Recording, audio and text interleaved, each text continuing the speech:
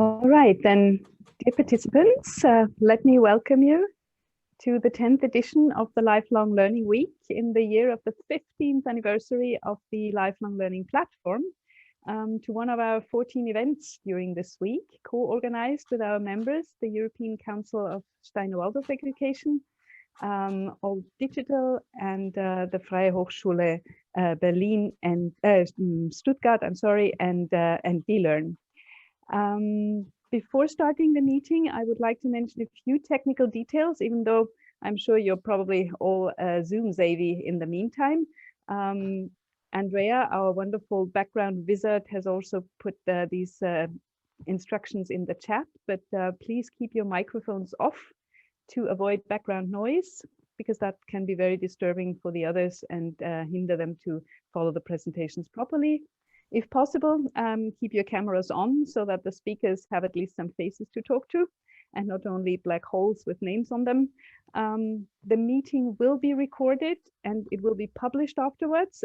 So if you do not want to appear, then yes, leave your camera off. And we will also take some screenshots for our social media during the meeting.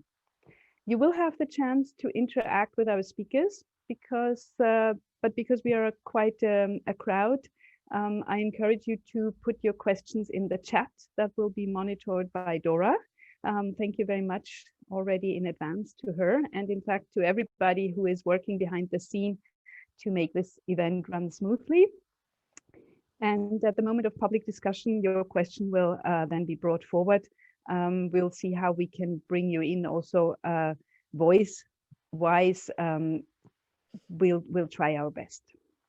So, thank you for joining us this morning for the presentation and discussion of a very important topic, especially under these very unusual circumstances.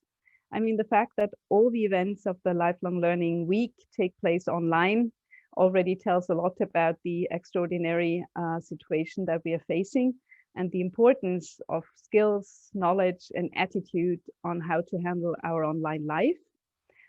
Because as a matter of fact, most of our life has shifted online. Many people work online, they shop online, they meet their friends online, and they even play online. And in the field of education, it means that teaching and learning has moved online in many cases. And that means an almost constant exposure to digital and digitalized content. So the terms of media education and digital literacy, or whatever that would mean then in the translation into your languages, that were already around, of course, before COVID-19, have gained a totally different importance during these past months. And so have the discussions around these topics, most of which have rather appropriately taken place in an online environment. So this event today is in this aspect no different, but what is very different is that we will try to answer the question of how age-appropriate media education could and should look like.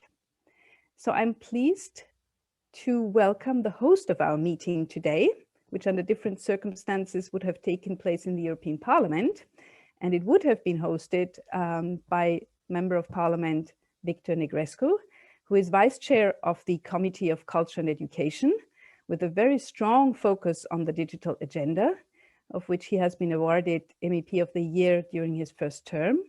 And he's also rapporteur of the currently drafted European Parliament's report on shaping digital education policy. So, without further ado, I ask you for your introduction. Thank you, Mr. Negrescu, for being with us. Thank you so much for the invitation and for organizing this, because I think it's quite important what the Lifelong platform is doing, of course, in speaking about education in a very in-depth way. And of course, the topics that you have proposed to participants today is a key issue at European level, but also at national and local level in the same time. Media education or media literacy are key elements, again, of the future of our societies. And of course, if we want to prepare ourselves for the future, we have to invest in education. In this regard, of course, you know very well that in the European Parliament, we have proposed that in the upcoming recovery plan that hopefully is going to start to be implemented at the beginning of next year, we have proposed there, and we have made this recommendation to allocate at least 10% of the funds for education. That would mean, of course, allocating resources for media education, which in our opinion is an essential tool, an essential instrument to enable, of course, everyone to adapt again to the current forms of education, while in the same time making sure that everyone is safe online, safe when using, different medias, and in the same time is capable of using those different tools and instruments that are available to them in an efficient and useful way for everyone. Of course, in order to do so, I'm not here to give any lessons. I have to mention that, of course, in the European Parliament, we share your points of view regarding the need to have an adapted and appropriate educational format for this type of training and skilling. We need to adapt, of course, the tools that are being used based on the age, based on the capacities available on the ground, based on the capabilities, of course, of the recipients, which are, of course, students and pupils of different ages. Therefore, of course, it is key for us to have media education being highlighted in the policies being proposed by European institutions. We do believe that at European level, we can do more on that. And of course, by enabling further exchanges between the different stakeholders in the field and between different member states on this important subject. We also believe that it's important, again, to continue to support initiatives in the field, like already existing projects, but also developing new projects, especially focused on this precise element. We believe that it's quite important for us to introduce media education as a, let's say, as a part of the curriculums available across member states, because unfortunately this is not happening enough, despite the fact that, of course, like everyone knows, we use more and more, media tools in our daily lives. We need to do that because of course, you know, we have this increase of the use of those tools, but in the same time, we notice that there are more and more, let's say, side effects due to that, due to the fact that we have not prepared enough, especially the young people, the teenagers and children to this type of format. So we need, of course, to invest in this regard and also take into consideration the new, let's say, challenges raised by that with regards to the need, of course, to be adapted to this type of tools. In order to do that, of course, one of the key aspects that we have strongly supported, and I know that you support as well, is the need to invest in teacher training. Preparing teachers, of course, to use this type of tool, but also to teach about this type of tools in a proficient way. In the same time, we also believe that it's important to give an important place to parents that do play an active role in media literacy. We also believe that we have to develop infrastructure also for them that will imply, of course, different training tools that might be available through lifelong learning local platforms. So, of course, in order to design all of that is not easy. And of course, in order to design all the solutions that could be put into place, it is essential for us from the European Parliament to have an open process that imply a multi-stakeholder approach, and in the same time a co-creation approach, implying that this should not be decided from Brussels, from an office at the European Commission level, but also this should not be simply something that should remain at local level, isolated and have isolated islands across Europe where things are going generally in a positive direction, but this will not be enough. So it's important, again, to merge all of those different directions in an efficient way. And of course, there are different initiatives coming from the Commission that the European Parliament tries to amend regarding, of course, the creation of educational hubs, the creation of different formats for all of that, the idea of creating special certifications or accommodations of different tools available across Europe. Again, we need coordination. Uniformization is not the right way to pursue things, but coordination is essential, and coordination could bring an added value. So what I expect from the conference today, of course, is to hear your point of view, your interesting experiences, and again, your valuable recommendations to be taken on board by us decision makers from the European Parliament, but also from the other European institutions. I will listen to all the interventions. I will write things down because I usually do that. So of course we can write with the pen as well, not only with on our computer. And of course, hopefully at the end, I can come up with some comments based on your recommendations. So congratulations again for organizing this and for touching upon this important topic. We expect in the upcoming month in the European Parliament to come up with new ideas in the field, with important documents focused on media in general, but especially focusing on media education. We are currently, of course, working on a resolution of the European Parliament focused on media issues, and of course, I can already tell you that for certain media education is going to be highlighted as a key element within that recommendation that we hope to prepare soon. So thank you again, and I hope that we are going to have a very interesting and dynamic conversation today. Thank you. Well, thank you very much for setting the scene and giving us this overview of what you are planning to do on your side in the Parliament, and also what you sort of expect a little bit from us, from the civil society, and especially from the Lifelong Learning platform. You're absolutely right. We also believe in involving all stakeholders. Thank you very much for also mentioning the parents that are often the forgotten element in this whole story. Coming from the European Parents Association originally, I'm always pleased when that is already in somebody's mind and we don't have to push it in there. So that's great. Thank you. And we are actually working on a project at the moment that's called Media Literacy for Parents. So you're absolutely right. This is something that we need to look into. I would now like to introduce to you Professor Paula Bleckmann, Professor of Media Education at Alanus University in Alfter in Germany. She has a background in researching digital addictions and their prevention. That was one of the dangers that Victor Negresco just spoke about when he said the unwanted side effects. She is the head of the study group on education and digitization in the Federation of German Scientists. And in this context, she has always been demanding sound technology assessment of the digitization of education before its widespread implementation. I'm pretty sure that with the pandemic, this just happened. Nobody could have foreseen that. So what do we do now? So we are very curious to discover what you have to say on this. And we are curious to listen to your statement. Please, Professor Blackman, over to you.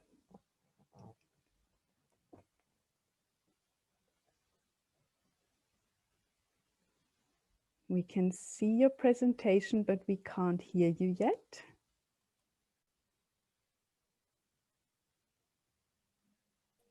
So, sorry. Yes, that's okay.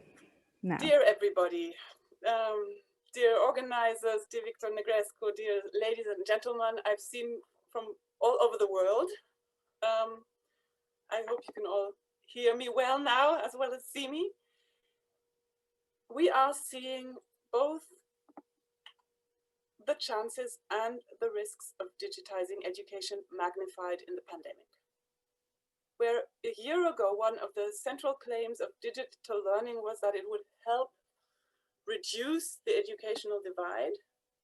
Now, one of the main concerns of German teachers during COVID lockdown was not, well, that's Germany. That disadvantaged children would not have access to online learning. It was that they would not be protected from digital distraction, like their more privileged peers, and they would not have the human support needed to make digital learning possible and meaningful. So to counter educational inequalities, more is needed than a technological fix. The real ravine, or the real divide underlying the digital divide, was what worried these German teachers.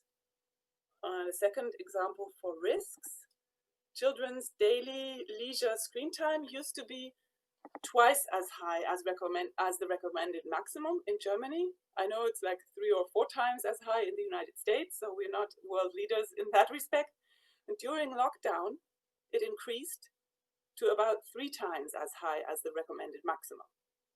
And that's not counting screen time for schoolwork.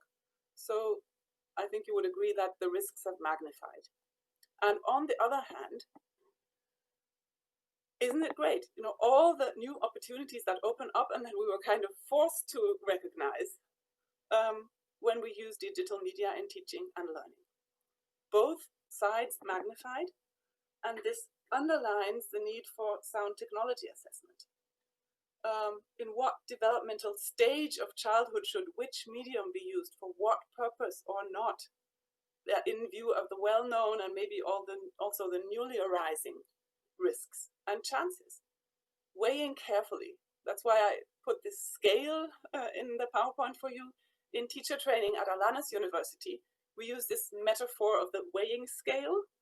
You touch balloons on the left side, those are the advantages. You put the weights, those are the risks. And then you compare the two sides, like one analog learning scenario on the left and a similar digital one on the right. And the result, the way the scales are eventually tipped, that will probably depend very much on the developmental stage. So, like probably for younger children, probably for older ones. Unfortunately, I am not seeing the call for long overdue technology assessment as the main effect of the pandemic. On the contrary, the pandemic seems to have removed the burden of proof, in a sense. No more need to show that digital education has better long-term outcomes than other types of new or traditional learning arrangements. It's enough to know that it's better than nothing. During the lockdown, it was much better than nothing. It's like a straw that we hold on to because it's the only straw we think we have. And that's really understandable. Only let's not forget to let go of the straw, or partially let go, once the immediate danger of drowning is past. Yes, I am worried that we will not be allowed to let go. And so are other researchers, and they did a kind of more systematic analysis of what's been happening in EdTech during the lockdown. So there seems to be a kind of business plan. Support now, sell later. And this is supported by a narrative. Education is broken, it should and it can be fixed with technology. And that's a narrative I would push if I were working for an EdTech corporation. And these 3 authors have shown that it is a narrative that is being pushed by EdTech corporations during the pandemic. And it is a narrative that is not working, or we are seeing a very high resistance to this in a specific subgroup of kindergarten and schools, and also parents, that we are investigating at Alanus. There is a subgroup of schools, private, financially well-off schools, where we have highly qualified teachers, and the equipment is either available or it could be made available really soon, but they don't use technology. At least most of them do not use it before middle school. You will know what I'm referring to. I'm referring to kindergartens and schools with a Montessori or Steiner, Waldorf, Froebel, Korczak, nature, experience, pedagogy backgrounds. So what is wrong with them? Some people over there in Silicon Valley seem to think it's not wrong, but it's, well, at least different and interesting what's happening there. So here's one question for you. What do Sergey Brin, Jeff Bezos, and Larry Page have in common? You could write in the chat. I'll just show you. They all went to Montessori schools. And Sergey Brin said he thinks that part of why he was so successful in IT was that he had more freedom to do things at his own pace and to discover instead of just being instructed. So that was Montessori, and now Waldorf. I mean, that's grossly exaggerated, of course. It's the Times headline, but it kind of makes me think. Yes. Interesting question. Why? So on my next slide, I've tried to summarize some of the common points, 7 of them. We don't need to go into every detail into this. What is different in this, what we call Reformpädagogik in German, the progressive education movement? Developmental stages are so important. Child-centered learning, creativity, critical thinking, this critique of grades. We don't want grades. They're destructive to intrinsic motivation. Self-assessments would be much better. Experience-based learning, cooperative learning.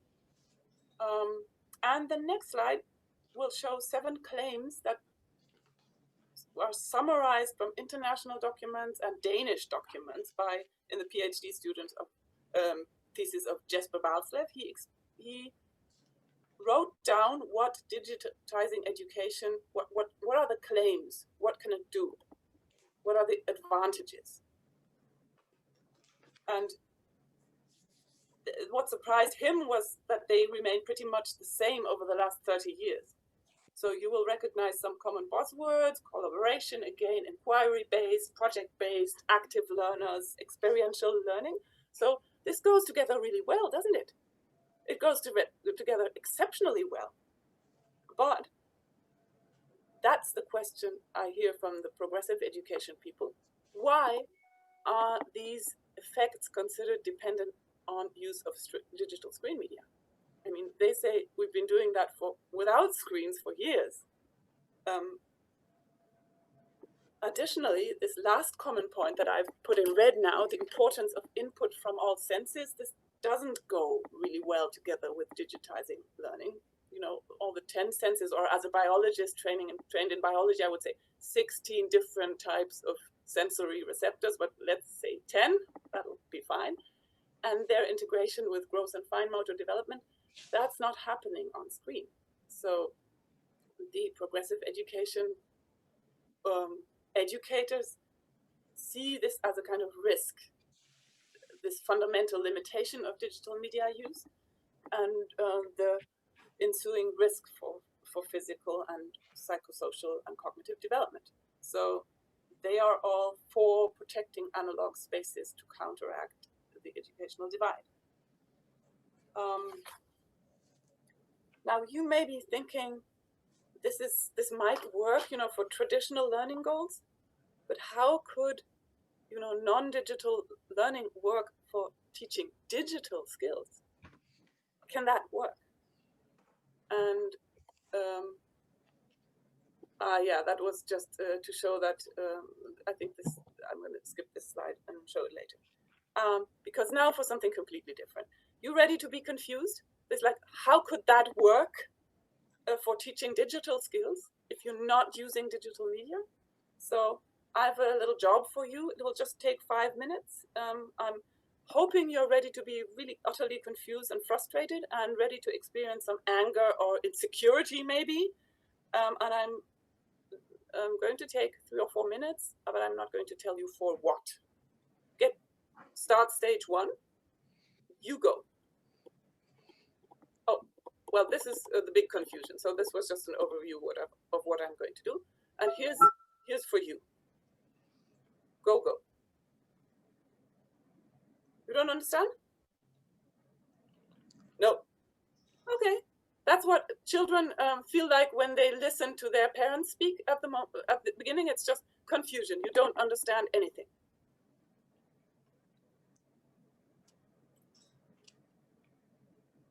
Maybe is something happening in the chat? Okay, interesting.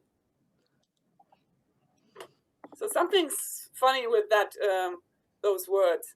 Do you recognize anything? Is there something that tells you how to decode this? We're talking about decrypting, of course. It's about cryptography.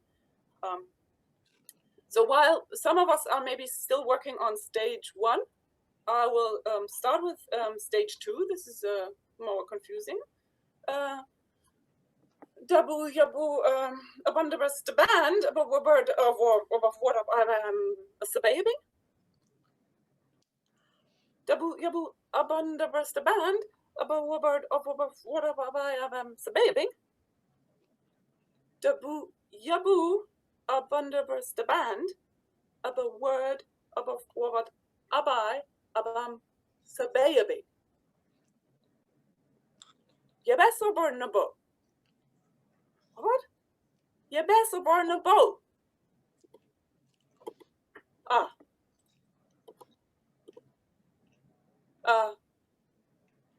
Dabu yabu a wondrous band of a word of what abai abam sabayabi.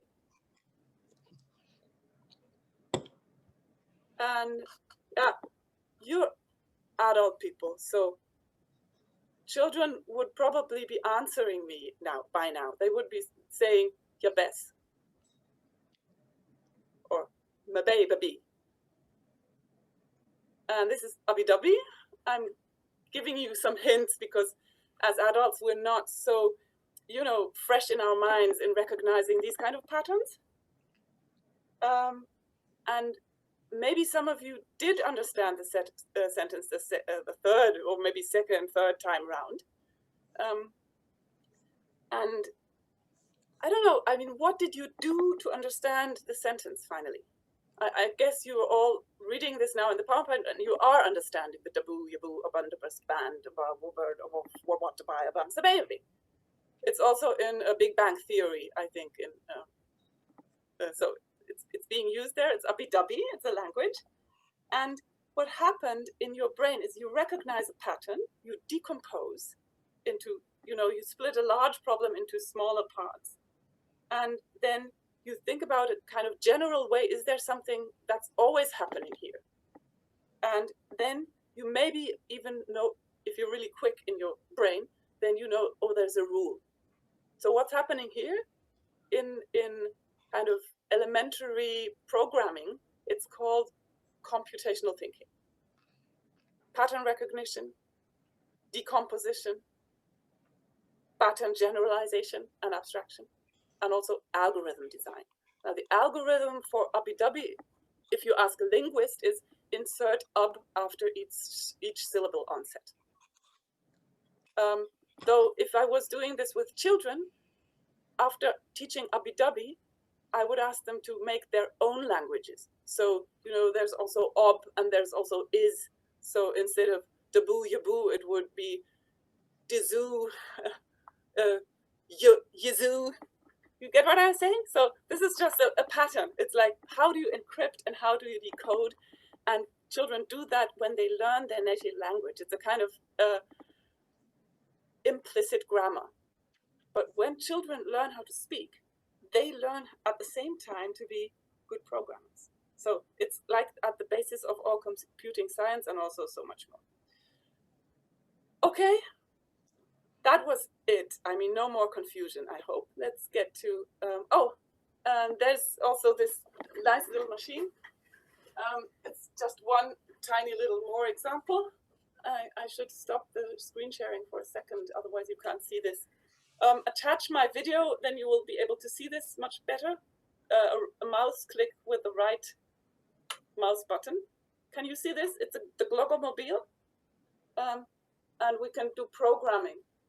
We can do like Allemagne and this is too hard to get out. What am I doing? I'm coding. It's a binary logic. It's a 0, 1. It's either a little plastic knob or no plastic knob. So it will make a musical note when I turn this handle. Can you see that? Turning the handle, and now it will go down, down. And that's also about fundamental principles of systems, information processing systems, of course. We're talking about teaching programming. And so that was my little input. I hadn't planned more, but there are like 20 more examples. I could be talking for hours about this. And all the examples, most of them we found at the progressive education schools, but some of them also in state schools. So what's different in these progressive education settings? This online survey I'll be reporting results of, that was part of a larger research project on the status quo, the challenges, and some ideas for solutions. Paula, please share your screen again. Okay, sorry. Okay, here it is. Thank you for reminding me, Dora. So you should be able to see the slides again.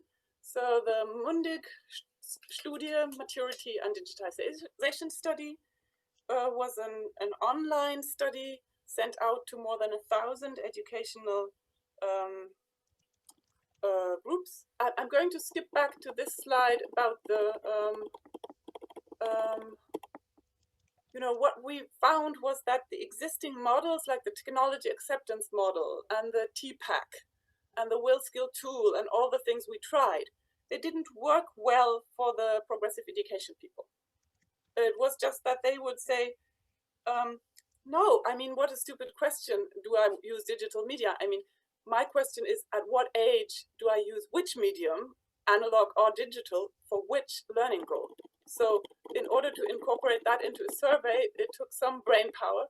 And what we did was we programmed a kind of slide rule where you could say, for which age group would I be using this type of learning tool?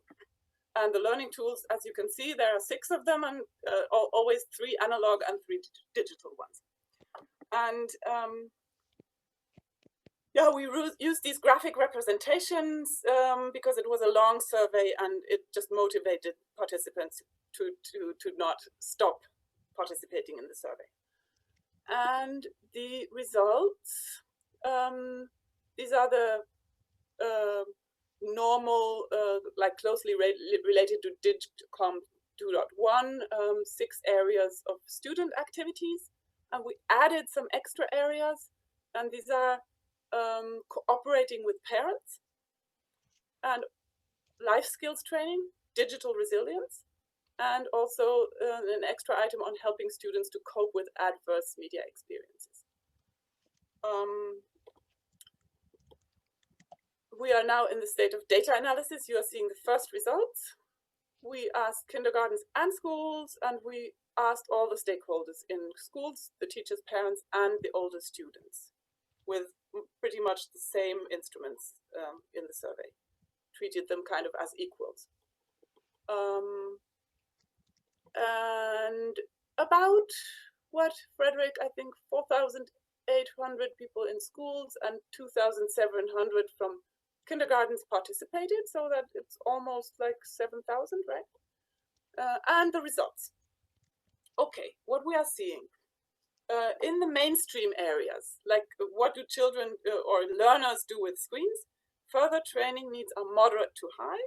They are higher for digital media than analog, but also considerable for analog media, especially you can see in the area analyzing and reflecting, and also in this area of problem solving and modeling that we just talked about, like computational thinking. Very high training needs also for how to teach that without using screens. Teachers want that. That's what teachers want. And in the additional areas we included, the further training needs were high to very high in the last 3 areas: cooperating with parents, digital resilience, helping to cope. And supply in no way matches demand in these areas. There's a lot to do. And now we did ask the parents also. This is the only slide from the parent survey. Parents in the progressive education schools are very content with what they're seeing in the way that media maturity is being fostered. And they're most content with this right side, with the pedagogy that supports critical and independent thinking and acting. So, okay, parents are not really so unhappy about what they're seeing. These are specific group of parents, of course, a specific specific subgroup.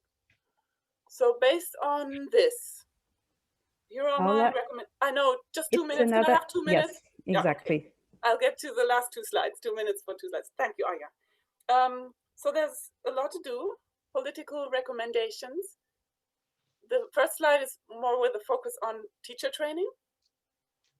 Include the wisdom and experience of practitioners, like a participatory approach. Ask teachers and parents and students what they need.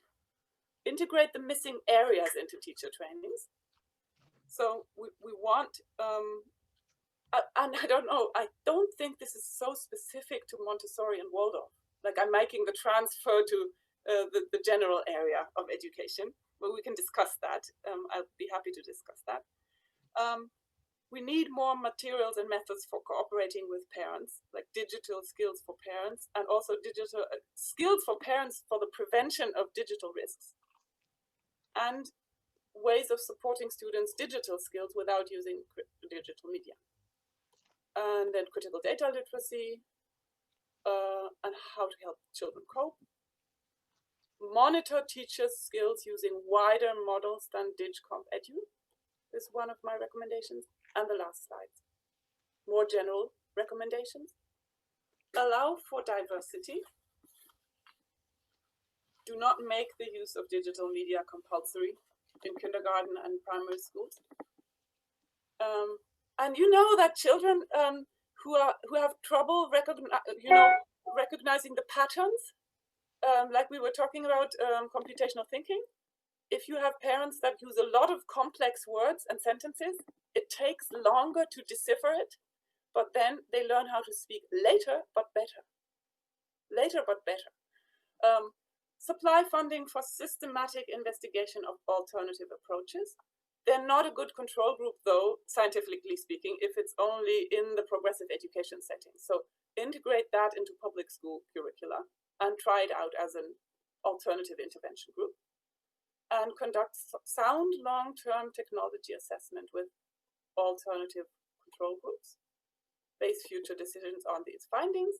Include measures of long-term physical and psychosocial well-being, as well as measures of academic success in the range of outcomes. And don't do that only in like 1st grade, 5th grade, and 8th grade, because 8th grade is not the end. It's more like the beginning of a lifelong learning process that we are still in the middle of.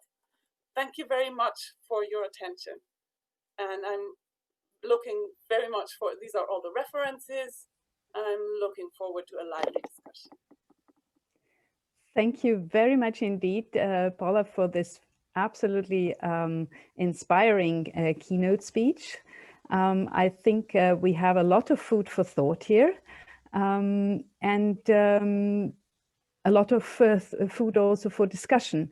I'm sure that our MEP has also listened carefully in. This is exactly, I think, what he said he was looking for when he mentioned the investment in teacher training and also the strengthening the role of the parents and so on. I think that will be great for him too. I'm happy to say that we will be able to share the slides for you. That was a question that came up in the chat. And we have now a couple of minutes to take some questions. So I'm going to ask, first of all, I would like to introduce Frederick. Frederick Tetzlaff is the collaborator of Professor Blackman, especially in the Mundic study that has been conducted. So he will also be able to answer questions. And as far as I've seen in the chat, he has already been answering some of them. So I'm going to ask a few questions that I've just seen here in the chat, but please, Dora, come in if it has been so rich that it's not always easy to keep track of everything. So I will take the first question here. That is, what is your definition of media literacy? I think that's an important point, especially when we start translating that. I always have this issue that the word literacy does not exist in any other language. And then we come to descriptions that might not be totally adequate. So could you give us a definition, and whether the question also was that only about reducing screen times and digital practices? Obviously not, I think. So yes, please go ahead. it's difficult because in German, I can very well answer this. I would say I don't use digital skills like Medienkompetenz. I use Medienmündigkeit as a goal. And Mündigkeit is extremely difficult to translate. It's more like maturity or independence or autonomy. Mündigkeit, the autonomous citizen, mündige Bürger. Oh, so my English skills are deserting me here. But what is the goal, or the long-term goal, is to bring together this ability to decide which part of my time do I want to spend using screens small and large to reach my goals, and which part and I'm taking away that time from other occupations. So this is the autonomous decision on time use. That's a part of media maturity. And then if I've decided to use digital media, then it's about, a creative, active, technically skilled, critically reflected use of digital media, which is closer to what I'm seeing in the European frameworks, also as a description of what people would need to be well qualified for a job in the digital age. But they also need this first part, because if they are spending too much time using digital media, they might not acquire the basic skills. Like that is what one of the main things we are worried about is too much overuse of digital media is actually harming things like physical and speech development and learning how to read and write. So the time autonomy function is an integral part of digital skills. Thank you very much for that clarification. I think that is a very important point. When we talk about something, we need to know, first of all, what we are talking about, and make sure that we are not talking about different things, about different definitions. Maybe one thing I was thinking, I used to be a researcher into media addictions. And one of the things that struck me most when I was doing that was that technical use skills do not offer protection from media risks.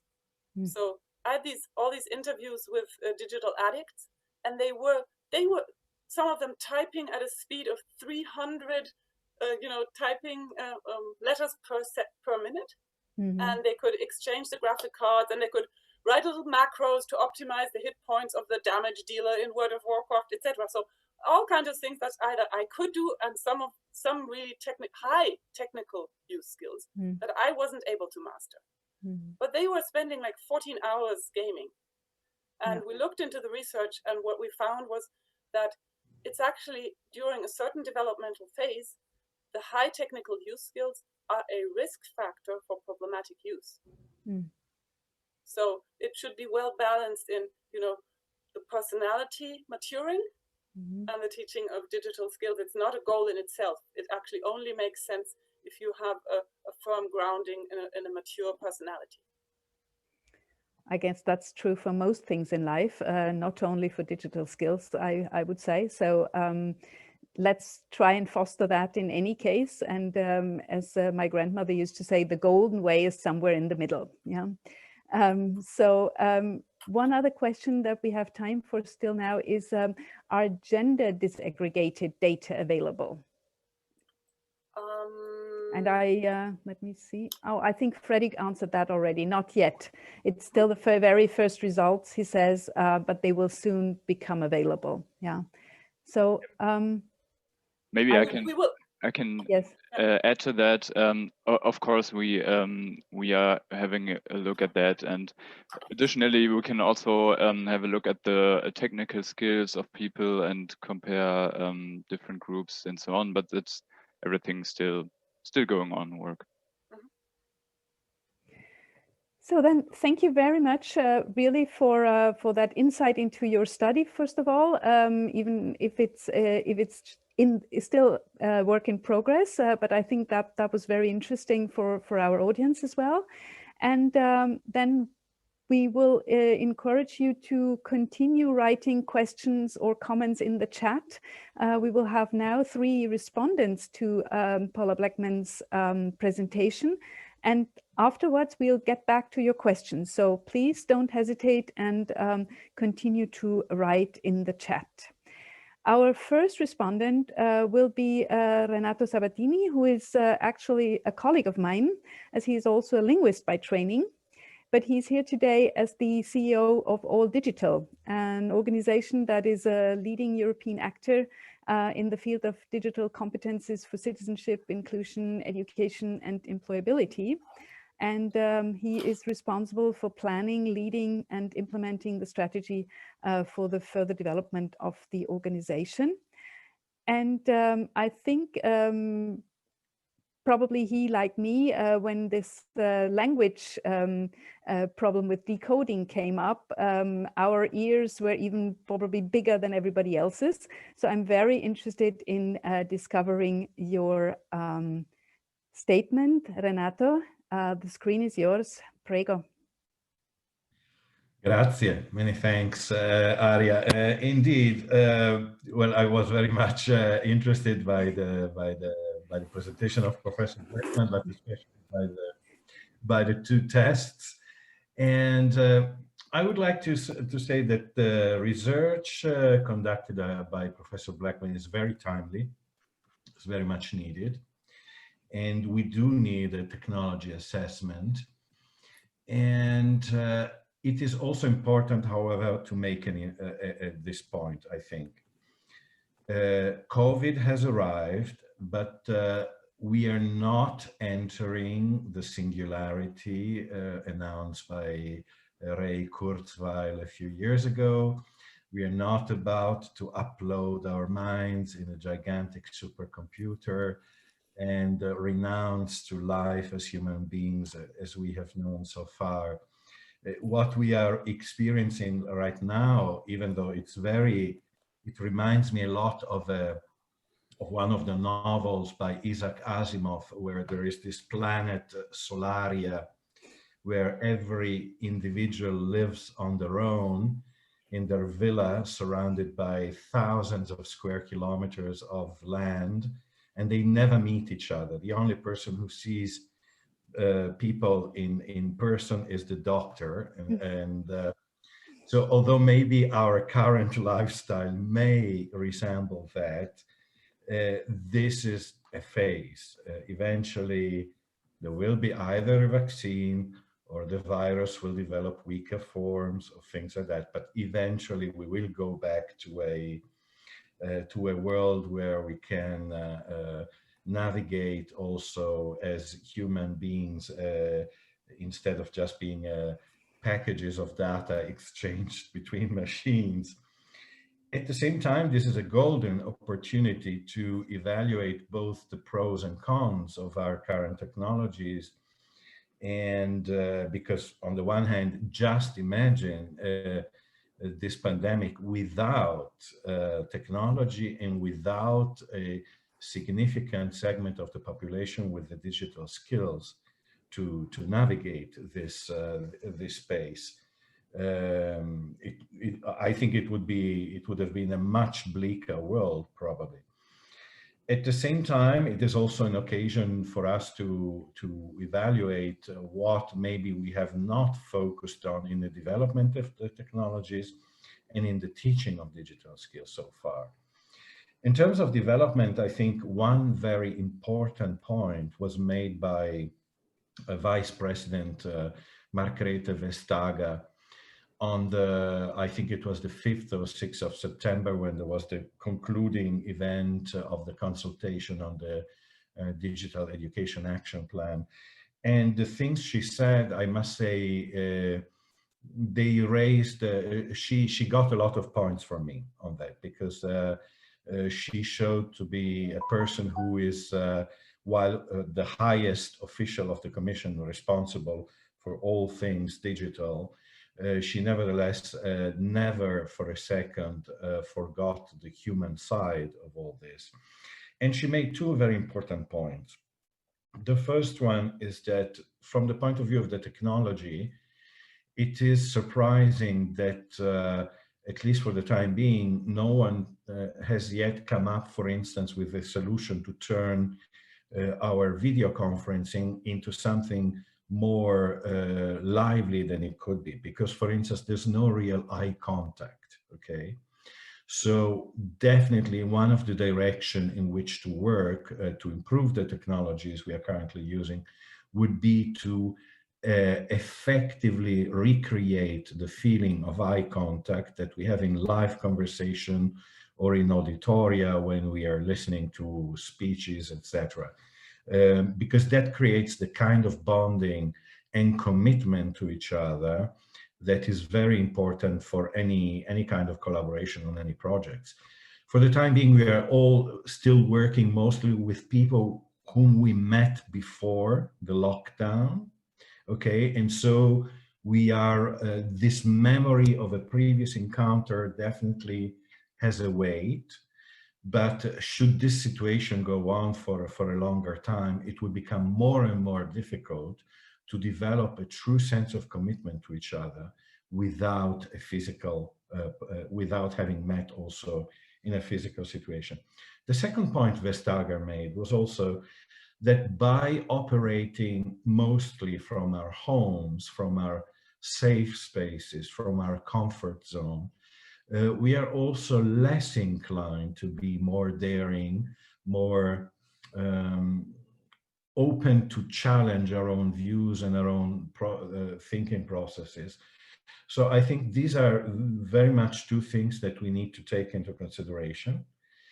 And in terms of teaching, I like very much in the presentation of Professor Blackman the fact that you can and you should, especially with smaller children, use non-digital means to teach digital competencies, okay? Because in a way, everything is digital, because even our DNA, even though it's on base 4 rather than on base 2, but it's still a digital information coding system.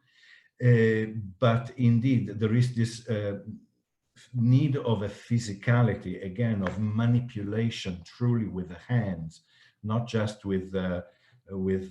but by typing on a keyboard or by moving a mouse or a joystick or whatever, that is essential to acquire an ability to navigate this world as someone who is navigating and not simply carried away by the different currents. So I think this should be one of the things that is also at the center of our attention.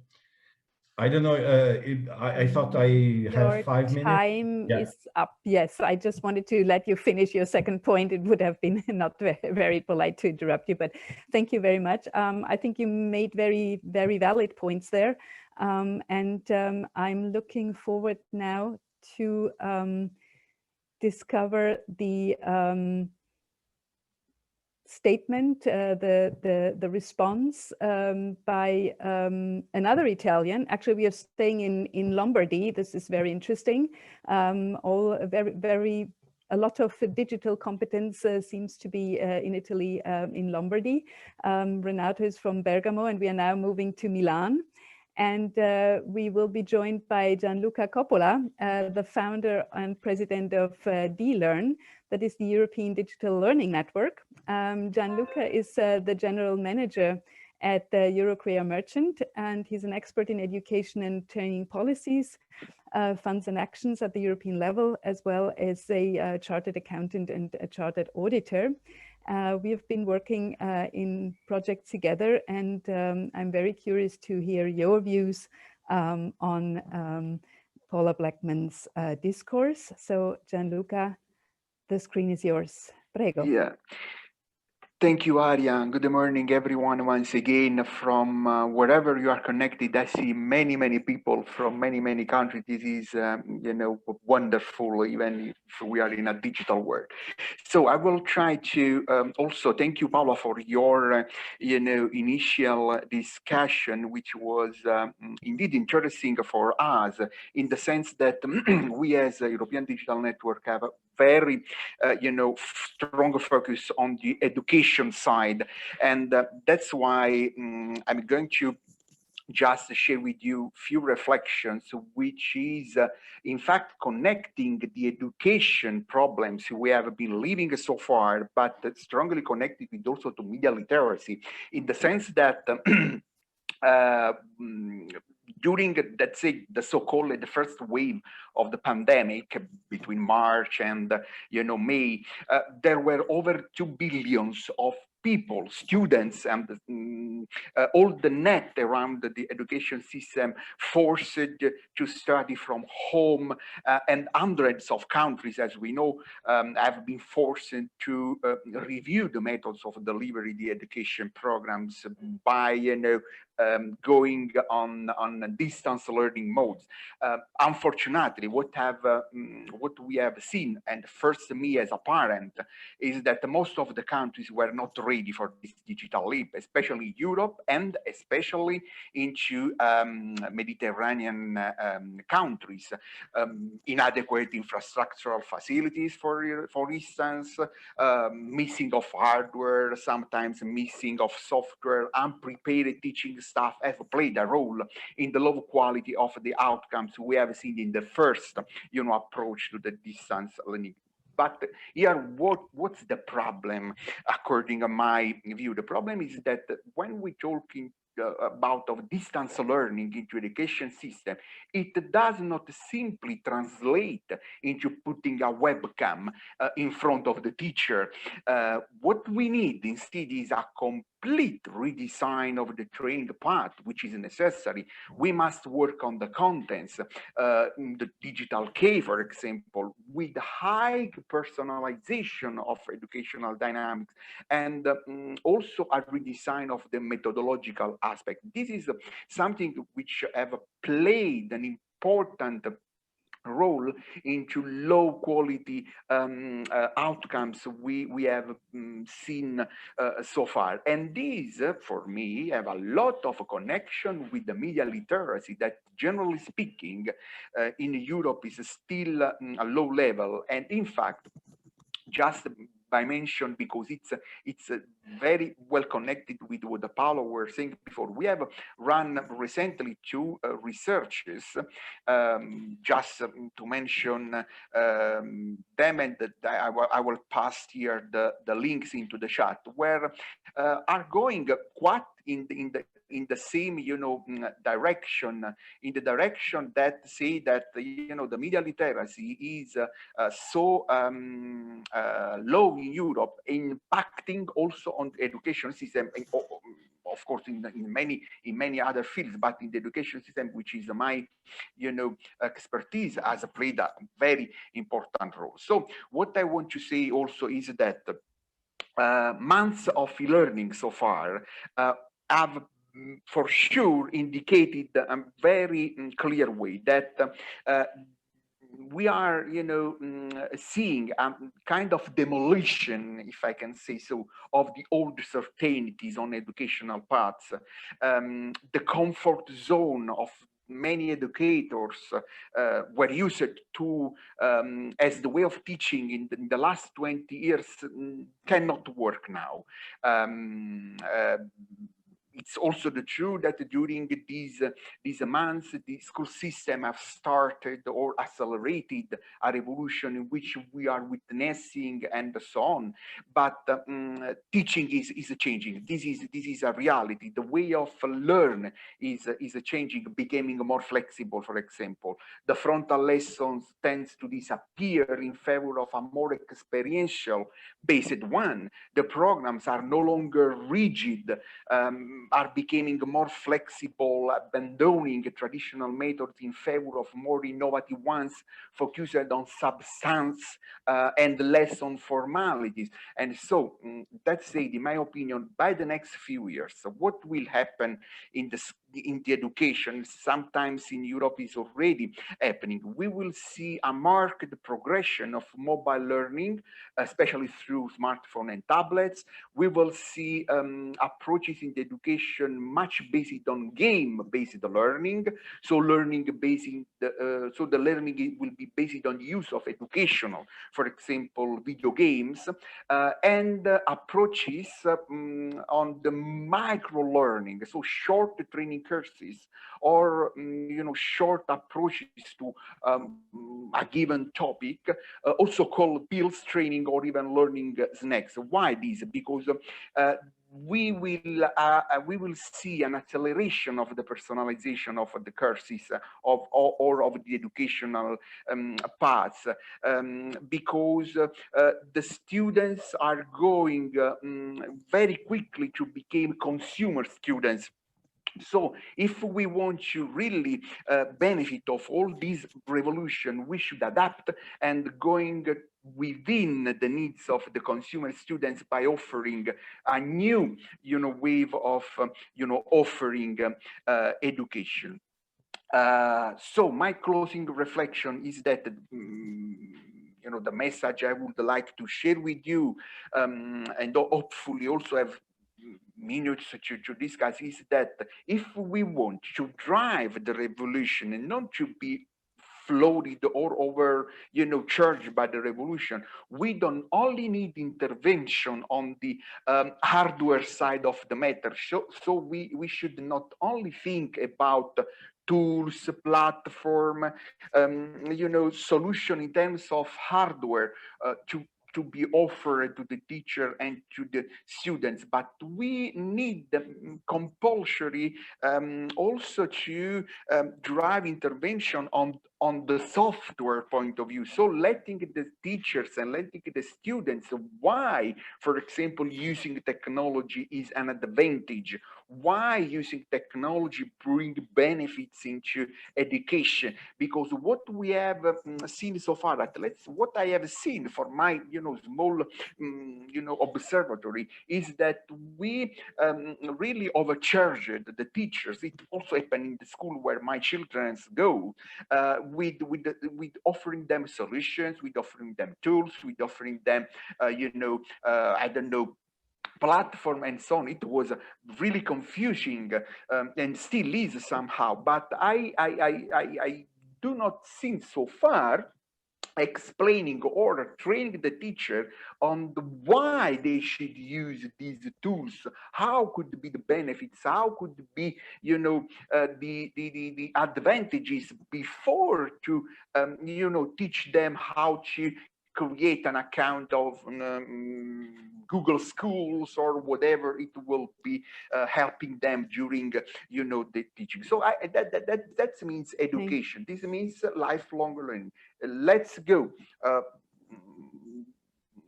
Whoever of us in our sector, could be a policy level, it could be a ground level, but we should really invest on educating the new generation of teachers and of students on how the technology could be used for the education.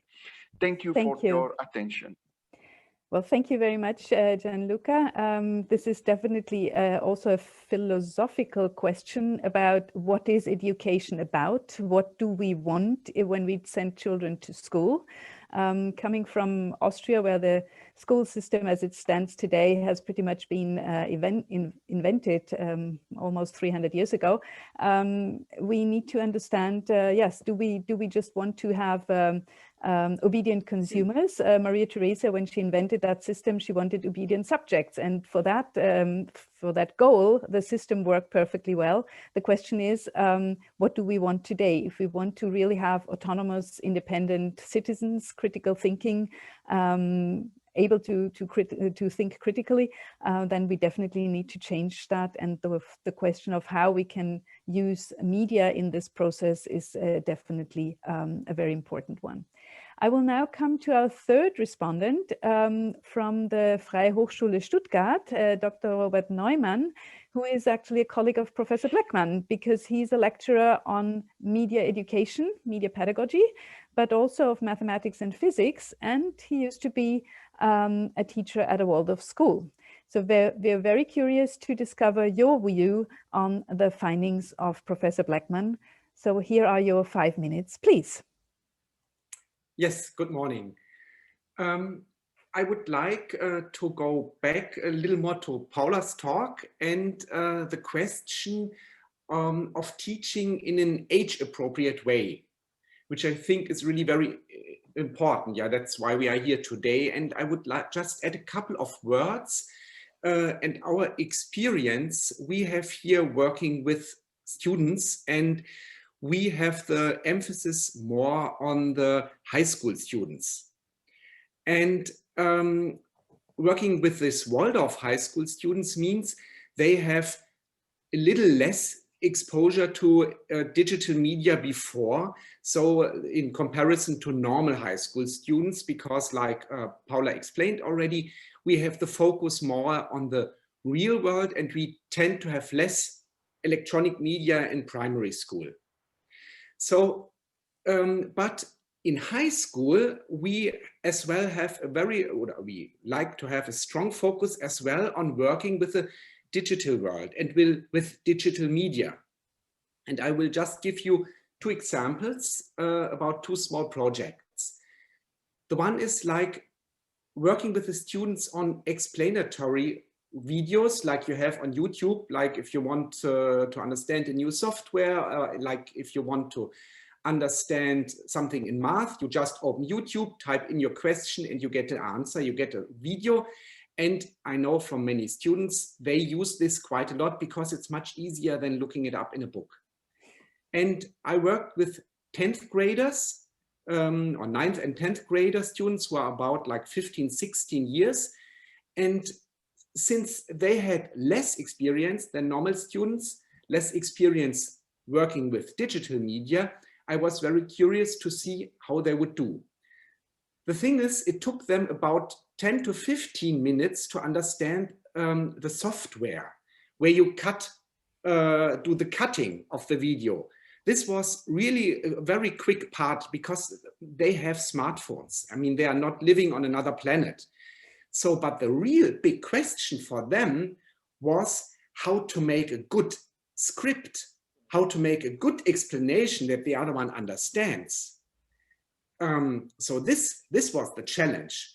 Not putting it then in the video. Of course, they had to repeat some scenes because it was not clear. But the real goal is, can I set up my thoughts in such a way that the other one can understand it?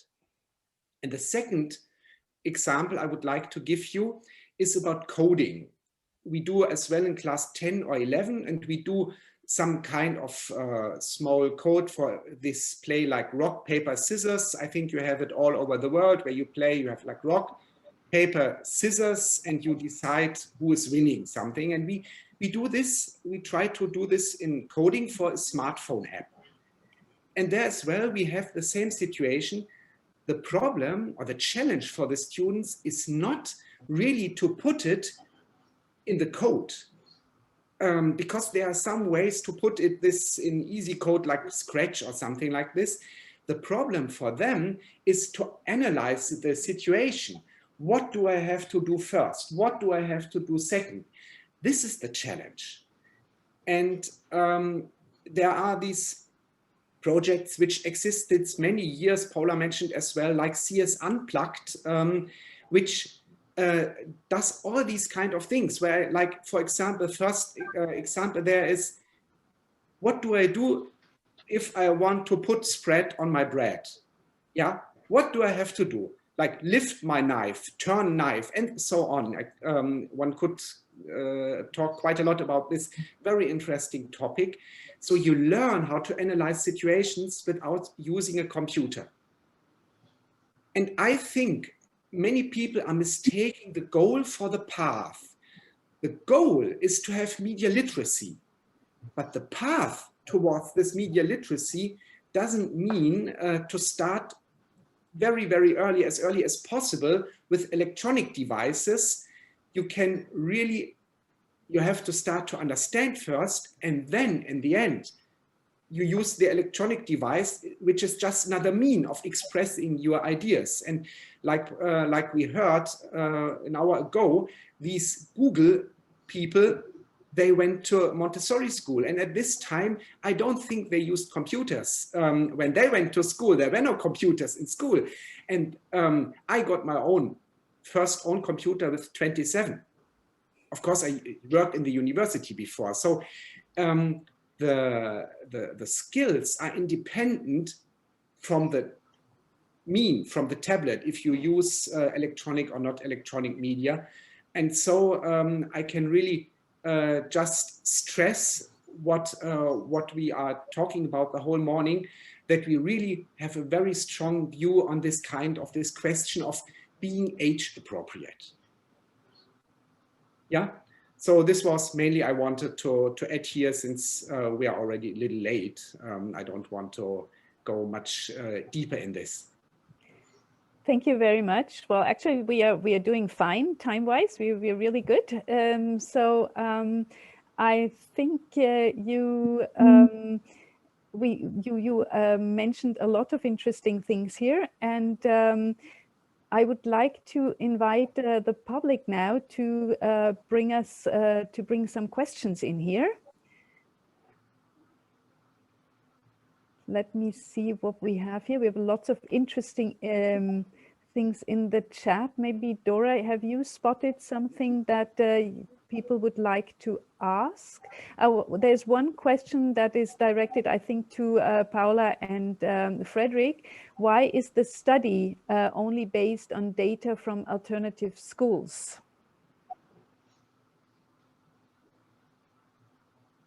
Well, that's just a question of funding. We would have very much liked to extend it to state schools as well, and we could do that in the future. All right, so I think, thank you. That is a very clear answer to that question. Then I would just open the floor, because we have no more questions. There's so much information in the chat that nobody, I think, sent another question. So if you want to open your microphones because you have a question, then please feel free now to do so. I can only see part of our attendees because we are so many. We have more than I have here 59 people, and I have 3 screens. So if anybody would like to unmute himself or herself to ask a question, so please feel free to do so. That's your opportunity now. Everything was so clear and people were so impressed. There are no more questions. This is wonderful. I do have a... Yes, please, Martina, go ahead. I do have a question, actually. Thank you. Thank you very much for your very insightful interventions. I have a question. I'm not a parent myself, so I was wondering if what have you observed with these non-digital approaches to media literacy in the students? And if there's any, like if there's a satisfaction with this kind of approach, or if there's still a sort of a longing for technologies that they might see in other students outside of specific schools that are like bright, colorful, and engaging, and that are actually made for us to maybe not become addicted to them, but use them as much as possible. Well, the answer, I think I can start and then ask Robert also to add to that. Well, of course, this is not making addictive media less addictive. As a first, you know, if you want to corrupt someone's reward system, like the reward system in the brain, and you optimize an app using dopamine labs, etc., you're going to be able to create really addictive digital environments. But what we are seeing is that with this approach of asking or empowering learners to understand what's behind it, how does this work, and to also handle it themselves. Like, it's much more empowering in the sense also of salutogenesis. How do I handle this? How do I understand this? Does this make sense? It gets them thrilled. It's, oh wow, can I, you know, make my own coding language? Can I use this? Can I take this home? And that is exactly this kind of thrill with working with technology is what makes it so also gender equal. It's also the girls, they love these kind of languages. It's more the girls than the boys, actually. and then say, and this is good if you want to become a programmer. Oh yeah, I might want to become a programmer if I get to do that kind of exciting stuff. So that's maybe one of the reasons why the German Society of Informatik, Computing Science is cooperating with us, because they think, oh wow, you know, we see these children thrilled with technology. Can we reap that? Can we turn that into something where we get, you know, a lot of young programmers and IT experts? And yeah, it can be turned into that, but I could think of many other jobs where you would profit if you are able to think clearly and cope with confusion and solve problems confidently. And including one of these jobs is, I have 3 children, so one of the jobs where that would be helpful is being a mother or father. So it's like I see the thrill in the eyes of the IT specialist saying, oh, this is great for the job market in the IT sector, but I'm also seeing that it could be helpful for a million other jobs. Yes, absolutely. I totally agree with you. I'm a mother of 3, in the meantime, even a grandmother. So I can absolutely identify with what you're saying there. Analytical thinking has always been very necessary. So I don't know whether... not only the analytical, the producing instead of consuming. Yes. So it's like yes. we want the children to become agents. Yeah. In this digital world and not consumers. Please, Robert. Yes. Yeah, go ahead. I can just exactly go on where Paula just stopped, because like we don't do.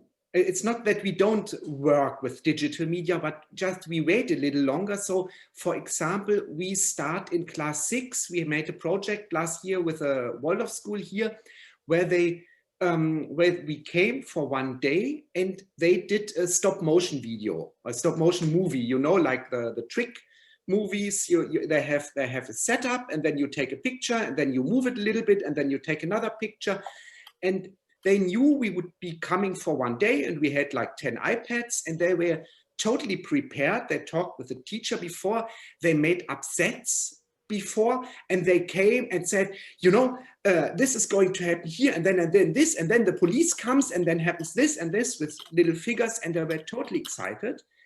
And they worked for one day, and we saw the results in the end. And so we had this approach. They were really creating something.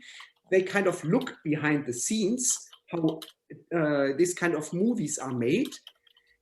And then in the end, they were happy. This was one day of the whole school year in class 6. And we talked to the teacher as well. It's not that they came the next day and all the weeks and said, can we work on iPads? No, I mean, they experienced the iPad as a very useful tool in order to create a short movie, and not a tool to learn something.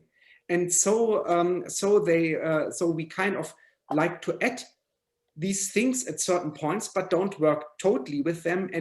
But just to answer to the other questions, they are not living totally isolated. And of course, their parents have smartphones as well. And when they are in high school, most of them have smartphones as well. So it's not, we know we cannot kind of keep them totally separated, but we want to focus more on the school, that we really say, now we need electronic media, and then we use it.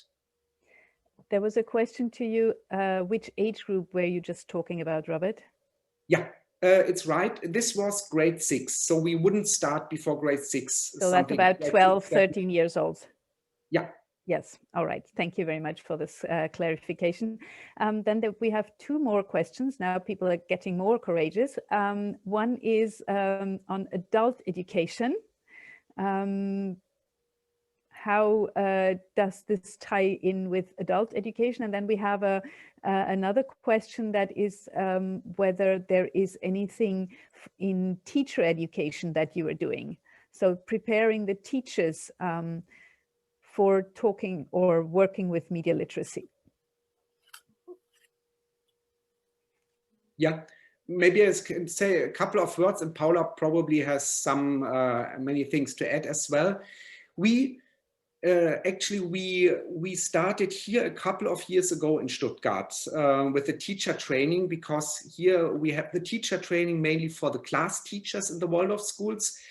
And a couple of years ago, there was this idea that one really has to do something to give them a training as well. Before it was more like in high school, Waldorf high school, and mostly the physics or math teacher who was doing just some coding. And now we have this idea to really do a teacher training that the class teachers who teach from grade 1 on, that they feel as well capable of dealing with electronic media as well, so that they can really be a member of modern society as well, and that they don't have this idea, no, digital media, that's something I don't want. They have to know what's going on there. Yeah, they have to be part of the modern world and being able to manage the modern world.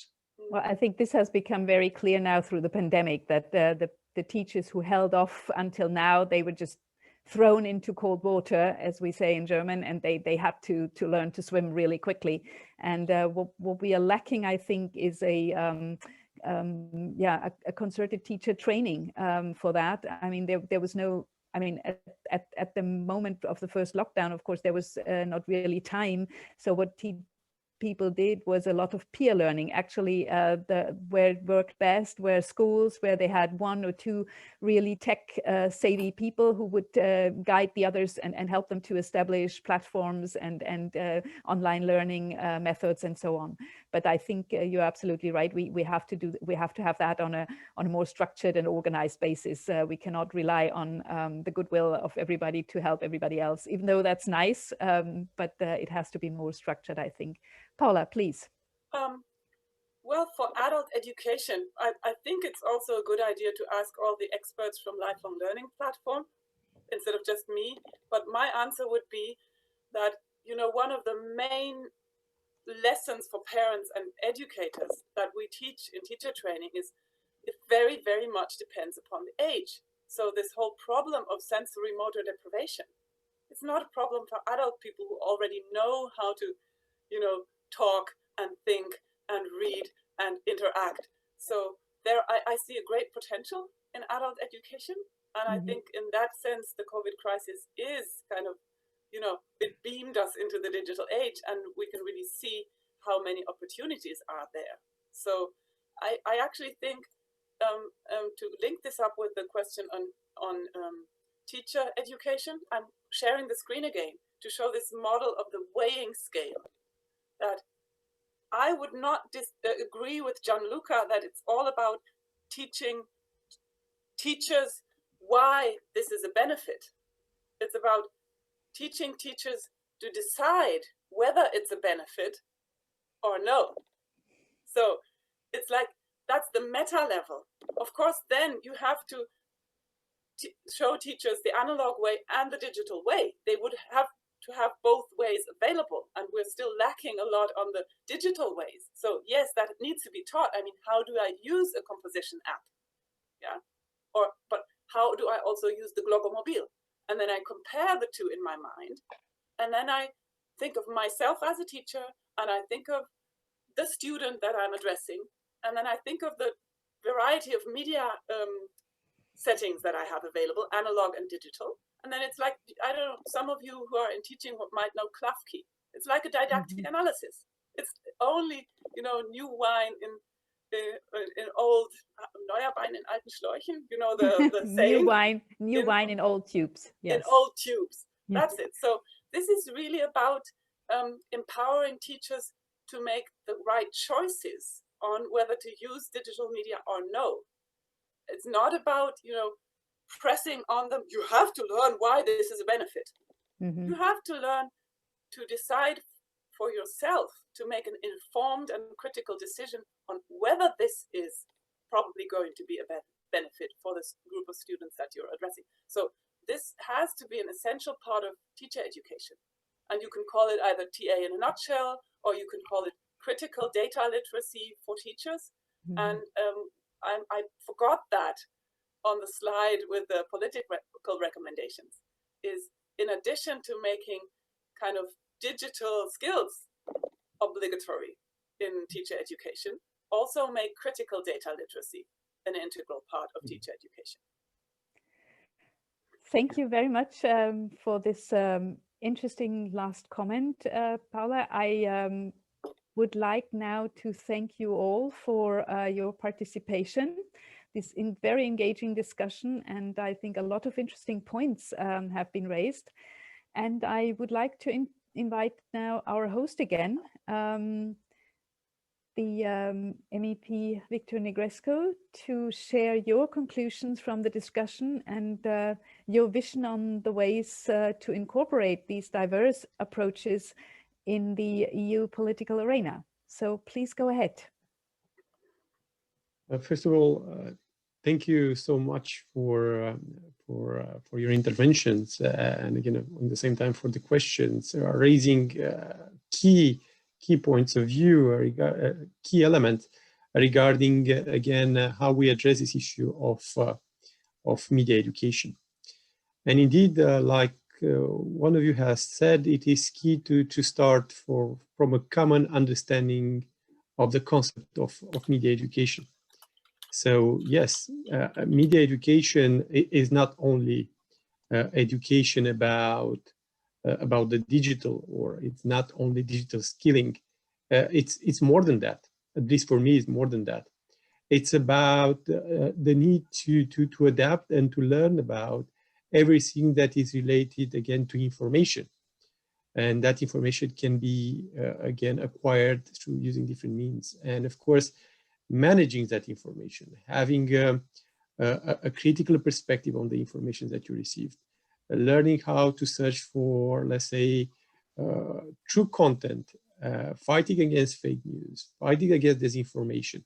All of those elements are essential skills today. Because again, like one of you has said in the interventions, of course, today, of course, individuals of different ages, not only young people, but also adults, are confronted again with mass access to information.